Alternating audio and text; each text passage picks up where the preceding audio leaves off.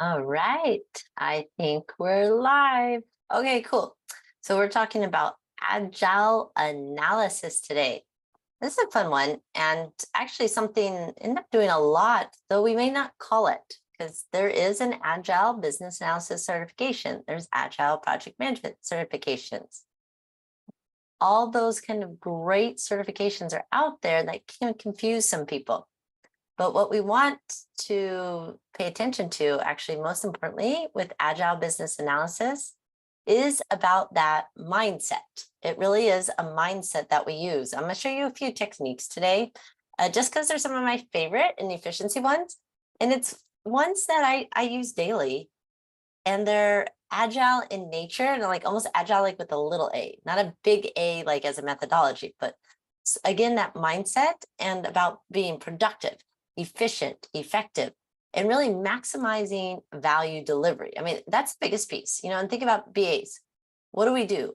We ask why, right? We're always asking why. And aloha to Arizona. Great. Thanks for joining me. Oh my gosh. Okay. So yeah, on the first piece here, we want to do is ask why. Having that inquisitive mindset, that's the first part you always want to use, because again, why equals value. All right. So the value you want to deliver, that's being agile, is having a mindset of delivering the maximum amount for the minimum amount of energy. Yeah. Like look at your daily work, like look at your inbox right now and look at all the emails that need a response. Which ones would be the most value, maybe to someone else, maybe not to you, if you finished them, if you responded, you gave the information? Like, is there a whole team waiting on you for one response versus only one person's waiting on a response on another item? Where is it that you give the most value? When you start putting that mindset right on top, right from the get-go, now you're starting to have that agile mindset. That's agile business analysis, is really driving that every action, every decision is maximum value, minimum effort. How fast can you turn it around? It's what we've done is we've removed the risk aversion that goes into very plan-based business analysis work. Plan-based is that where we don't want to do anything we don't know or we're unsure about. We want to avoid risk. When we remove that fear of risk and we think about the focus of getting things done, this is where we shift a little bit more agile, very adaptable, nimble, flexible mindset. And so those are the important key words here. When you talk about agile business analysis, it's worrying about value delivery, least amount of effort.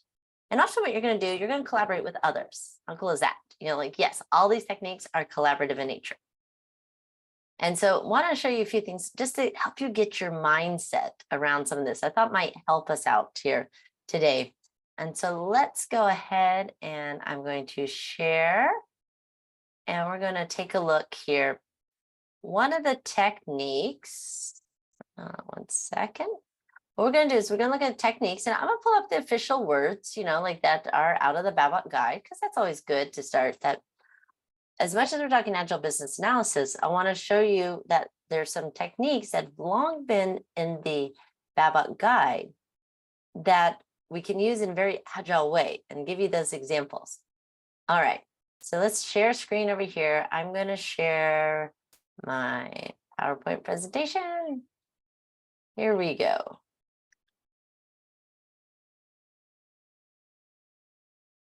All right. Optimizing this. There we go. Okay, let's share. Okay, backlog management. And so keep me honest here as we go. So backlog management, if you're looking at the backlog guide, it's your the remaining work items recorded, track, prioritize. Okay, so this is in the backlog. And you're going to often hear this backlog, term is used in the agile. But very good for work intake processes on here. Can be really, really helpful. And so that's why it's very good, with the agile, because it's all about managing the work. What we want to do with this, the backlog refinement, this is where you go through it. Highest priority items get the most detail. And so what you're doing here is you're prioritizing the backlog, but you're thinking about what's coming up next. So of all the work you have, let's figure out where the priorities are. And so what you'll have in here, the terms of your backlog item is something in the backlog. Now with Agile is often very much user stories on there. That's how we write requirements. Very typical, doesn't have to be. Like for me, it's a to-do list, or as you'll see here, a to-done list. It's putting all the work in there. And so you need items in your backlog. And you have to think about what kind of scope or size, or is there any parameters? Because are you allowed to throw apples in with bananas? How does the work need to go in this backlog that you can maintain it and prioritize and do activities with it? Because then you'll have as a refinement meeting again, this is all in the backlog guide version 3. So we're already talking about this. You're going to meet to refine the backlog. That means if it's can't be estimated, normally is the part. If it's not ready, as you might hear it called, it's not done to the detail we need to be in the backlog. Because that's one of the key things here is a definition of ready. Let's have all the work we know we need to do. Let's have it defined to a level. We can estimate it. We can prioritize it. We can look at and worry about resourcing. And so that's where we define, like I say, what is the criteria? And again, it's like, if you're going to put on your to-do list or to-done list, right? How many of you have a to-do list? Do you have huge project chunks in there, or are they little pieces? Like I don't put huge project work in my backlog. I put my little individual task level. That's often mine. And so here's what I'm going to show you. I'm going to do a switch over here to look at what we can with backlog management. Okay. Now making sure this is coming in nicely. All right. And so with the backlog refinement, I'm going to give you what it looks like in action. Okay. So now, next, later, not now. This is an easy way to do work. Take right now your work and say something you have to work on. Item 1. I've got all my work. I'm just going to think of all the things I got to do today. I've got 55 emails. I have this task for that project. I got to send, schedule a meeting. And I'm going to just take all my work and I'm going to figure out where it is in priority. Is it something I have to do now, like before lunch? Maybe I need to hurry up and finish it before lunch. Then when I get it done, I'll work on this item. Later, I'll get to these items. And I know I really want to do this, but I can't not now. It's got to be for later. That this is a way to do backlog management on here. That I've instantly started taking all the work and just laying out some sort of prioritization. Here it can be a scheduling type piece, but I'm managing all the work. This is what we're doing here with backlog management. We want the work so we can kind of manage it. But what we do though, from an Agile perspective, you want to prioritize the highest value, shortest amount of effort.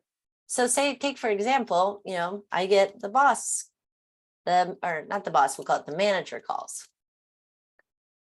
All right, so when the manager calls, this one, it's important, but it has to wait till next because right now I'm going to do this.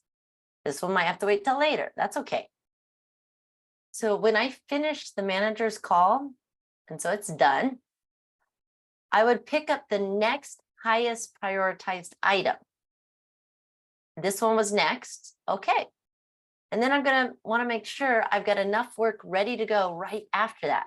So I'm going to look at the laters. Now, before we had item 2 was supposed to be done after item 1, but things change, right? So that's where you want to pick up whatever's the highest priority. You want to get it ready for next. Now, as I work this one, finish it, get it done. All right, this one, yes, definitely is more important. We'll actually do this one now, but this one, not now. And then, oh, something happens. You better do item 1 or item 5 comes up here front. That's now. You built agility or flexibility into your planning of your work by focusing here on moving things according to the priority right now. That's the important piece. When you start doing the priority of right now, that's what we want to see. And that's the really important piece. on there. And then with this in mind, when you take this structure on it, it can be really, really helpful because whenever things change, you just constantly going back to the list and asking for the highest priority. There, that's what we're doing. What is the highest priority of what we're working on? So do this daily with your to-do list, or what I'm going to show you, a to-done list.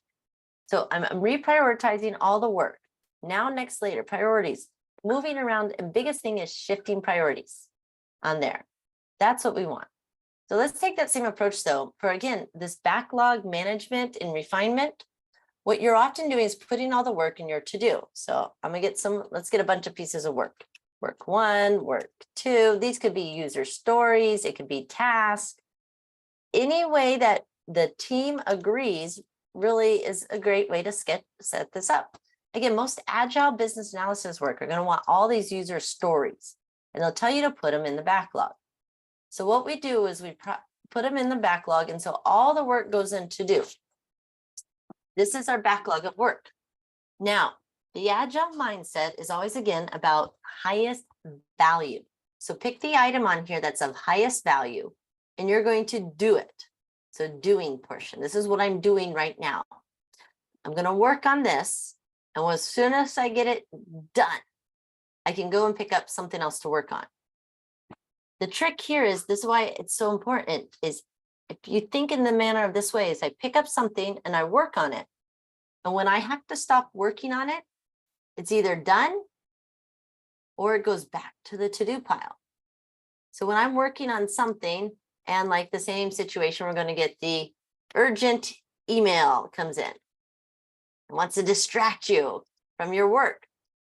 Well, if I'm going to work on that, I move it here. This one has to go back over here. I can work on this and move it to done. This is why this mindset is so important to getting your daily work done and being agile like into daily, is because you can welcome the changes that are going to happen. Because you can see I worked on item 3. It never got over here to done. If it never makes it to done, it doesn't count. All that hard work just does not count. And that's so frustrating when you've worked on something and you worked on it all week and nothing gets done. That feeling, it's because here's what I know you all are doing. You work on this, and then yes, you'll get another email. And let's put a few more in there. We'll get another email, and we'll get maybe a phone call. All while you're trying to do your work today, right? But what you do is you start trying to do that. You're doing this one, and you take the phone call, and then you start working on this, and then you start working on this. All we've done is moved a bunch of work over to doing. This right side, nothing's gotten done. This is why it's critical here, because like if you don't get it done, it doesn't count. This is why you're busy. This is right here. This middle section is busy. When you have that kind of agile mindset and think about backlog management, you're prioritizing the amount of work in there. So we might have rules that limit us to only be working on 2 things at a time, one big thing, one little thing. Because at the end of the day, it either goes to done or it goes back to the pile. That's the rule. Because what happens here, again, for tomorrow, you're going to pick up the most important things over here to work on first. You're going to work them to done. Then you may pick up something else. But you can feel really busy. I'll tell all of you that are listening to this or watching the recording, all you're doing is moving work back and forth all day. Move it forward, back. You never get it done. That's the agile mindset here. Are you moving your work over to done? That's our secret sauce. That's where we get the value in there. We want to see it go over to done. Really, really important on that. Okay. Now, I want to show you a trick here, a really great technique that's common. As I give you the name for it, that, like you say, if you look out there in the worlds on Google's and AIs as you search, there's a thing called a lean coffee. It's a really great activity. And I have all the steps here that what you do is you think about your topics, brainstorm them. You give everyone a minute to vote. So like this is great for having a meeting, a team meeting. Instead of building a rigid agenda, we're going to build flexibility. And we're going to vote. We're going to pick the topics by priority. So most votes. Then we discuss. And then we move on to the topic. So I'll show you here what it looks like. This is the how to do it. So the steps by steps on here. Let's still take a look of how to do it. Okay, this gets to be more fun here. You know me, I like fun. This work is always fun. So let's switch back over to our, let's see here. Go, backlog management. Okay, so what we do is we're going to put a timer on the clock and we'd say like 5 minutes. Everyone put in the topics they want. Topic 1. And so everyone can just think whatever they want. You know, all kinds of topics. And we're going to put them in our topics, just the backlog. So this is all the topics. Put them over here. Keep them there all day. All right. So then what we do after the end of a few minutes, I'm going to get some little voting dots here. We can color code them. All right, we'll just do a little color. And I will place them for the team. And we'll say, all right, everybody vote. Vote on the topics. Which ones do you really want to talk about? And we let everyone vote. And they just anonymous. I love anonymous voting, Miro. You don't have to, whichever tool you like, do some voting. On here, we get people vote for the topics. Okay. So what we do, we now set a new timer, 5 minutes, and we pick up the most important topic. And we talk about it as a team. Okay, let's chat. What do we think? Let's do some action items. All right, next steps. Okay, ding, timer goes off. I will ask you, do you want to keep talking about topic 2? Or are we done? Because what we do if we say, hey, we still want to talk about. All right, let's put 5 more minutes on the timer and let's talk about topic 2. Ding. Are we done? Yes. Okay, next most voted topic. Let's talk about this. Talk about it for 5 minutes. When the timer's up, are we done? Yes or no? No? All right, let's spend 5 more minutes. But we do it in like nice little increments and we work our way through the agenda this way. And so if we're talking about something, someone gets another idea, they don't have to interrupt. They just add it over there to the list. And so we keep going through our ideas. And if we have time, we'll get to the bottom ones. And then we get them all done. And either end our meeting or we're out of time now. These are the topics that stay for the next meeting. This is really great for recurring meetings because I'll leave this up. The topics, they don't go away. Here's what we just done last time.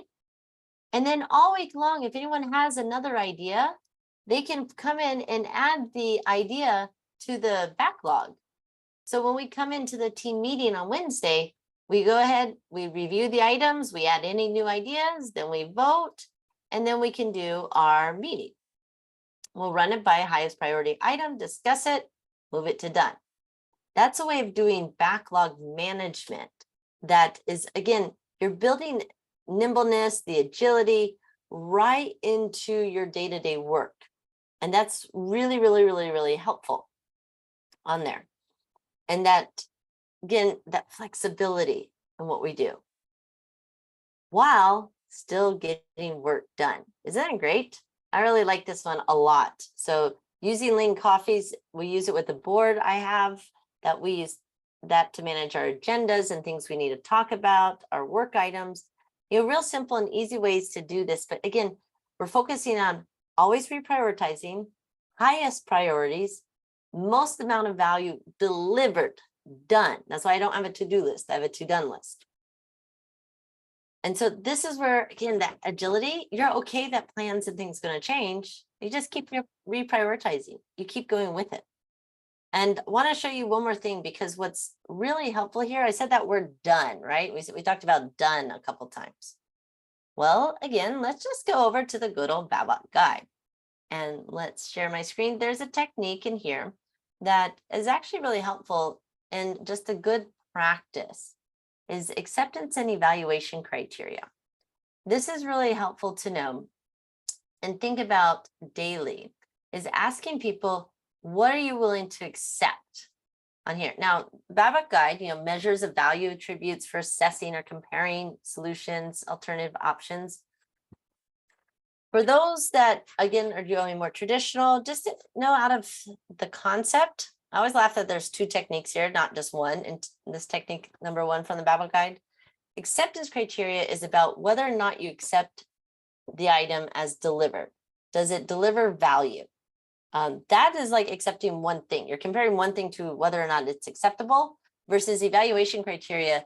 It's normally you're comparing multiple solutions on there. So think of acceptance criteria as one thing you're looking at. Evaluation criteria is comparing more than one thing. So I always laugh that there's like really two techniques here in the Backlog guide. I always thought was kind of interesting. They lump them together, kind of cheat. But what we're doing here is this acceptance criteria. That's what's really critical there. This acceptance criteria. Having this is important because we're all about that definition of done. Okay, that's where we're important. So what you want to do is have a definition of done. And what's could be hard because done feels finite and something like we have to have like everything. Like if we don't have everything, it doesn't count. But when we get into definition of done, that's about what are you willing to accept as delivered value? It might not have everything, but could we accept something on there? What are we willing to accept? That it's, think about how you're going to prove or test that you delivered it.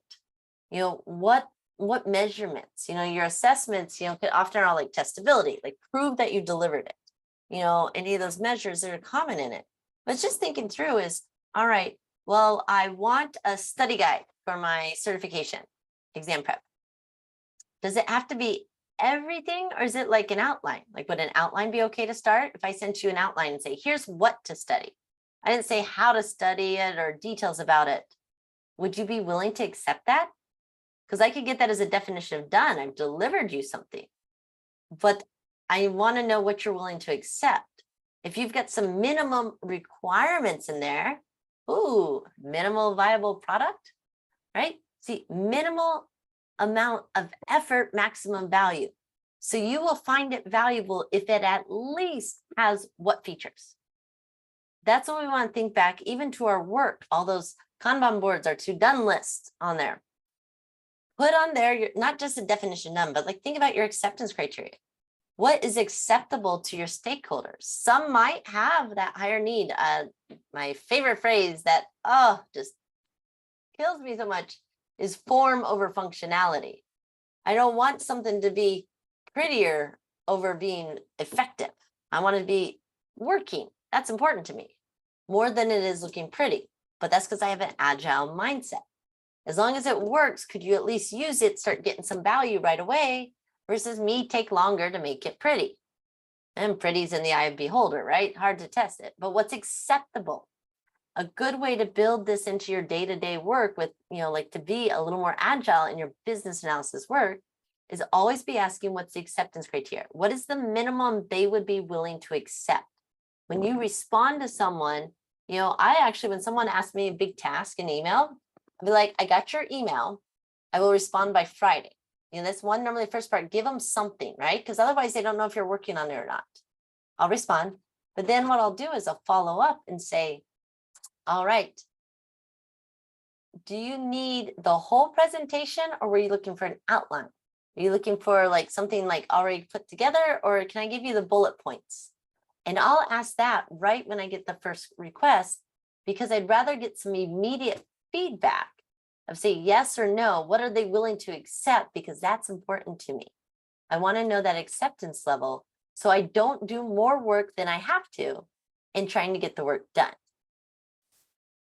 All right. So there's just two quick things, you know, without talking agile business analysis all day long, but some tricks and tips I'm hoping you can throw into your daily work to help you be more agile and not just your work or like you say, be on an agile team, but being nimble and flexible with how priorities and things are going to change. So if you liked what you see, make sure you connect with me on LinkedIn so we can continue these conversations. We do this once a month. Every month we'll have another collaboration chat. We have different topics. You can put comments in on the events, whether or not you can attend live, and those will be answered. The recordings will be available. Make sure and check out those. And if you have further questions or comments or want to see more, again, demonstrations or activities or need more information, please don't hesitate to reach out. And again, connect with me on LinkedIn, watch for the newsletters. And if there's anything more, I'm just a click away here in our collaboration chats. Leave those comments, and I look forward to seeing you all next time. Have a great day.